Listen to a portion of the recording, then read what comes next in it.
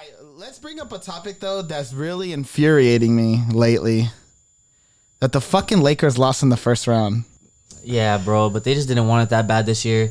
Let's be honest. No one stepped up. Even LeBron.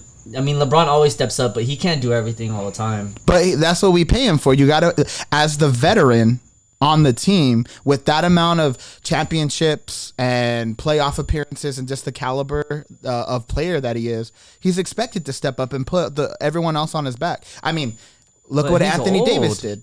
Yeah, Anthony Davis put it all on him. And what did he do? That first Anthony game, Davis horrible. cracked. He doesn't have the. He got hurt. Yeah, He but wasn't I mean, in game 5.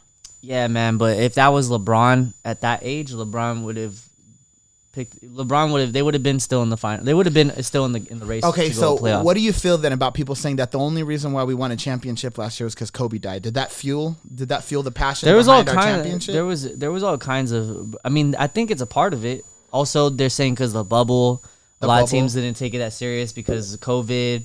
People had other stuff on their mind. I think it was a form. I think it was a formula of everything. I think everything had its own part in it. You know what I mean? I think it all had like Kobe obviously was a driving factor. They went harder than they probably would have. Everybody kind of had a chip on their shoulder exactly because of that. Also, there probably was other players in the team, like other teams, that their mind was somewhere else because at that point we're.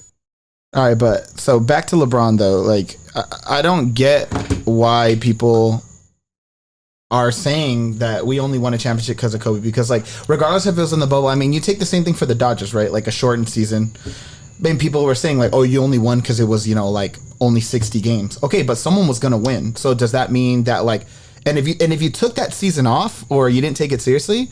Well, then shame on you. Like, what type of athlete that's passionate and wants to win is going to use that as an excuse to say, "Oh, that's the reason I didn't win that year"?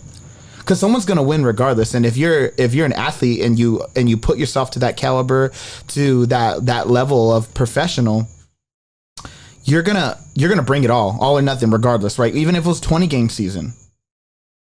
Like that's what I don't understand is that like, okay, we won, we had the talent. I mean, you take a look at like the numbers that the Lakers put up that year.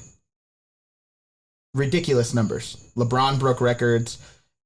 AD broke his own personal records for playoffs. I mean, he's only been in a couple, but I just feel like you can't really bring that argument to the table because it's invalid.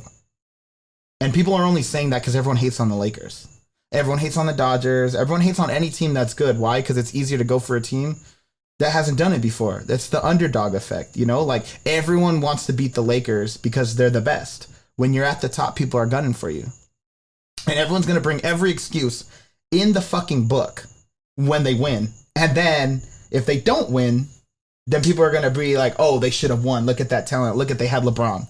Why didn't they win? So it's like, every good team stuck between a rock and a hard place. People are going to say shit when you win. People are going to say shit when you lose.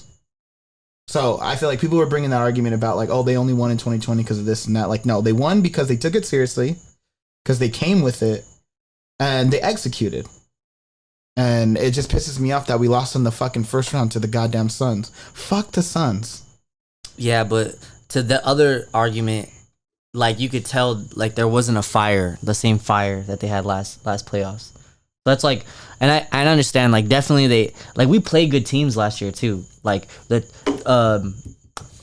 Oregon, we played Oregon last year was great. Oh, we played them. The Trailblazers are Damian great Lillard every was year. on. Damian Lillard puts that team on his fucking back. Yeah, they only go as far as Damian Lillard can fucking take them. Yeah, we played good teams last year too. But their mentality was somewhere else as well. But also we lost Rondo.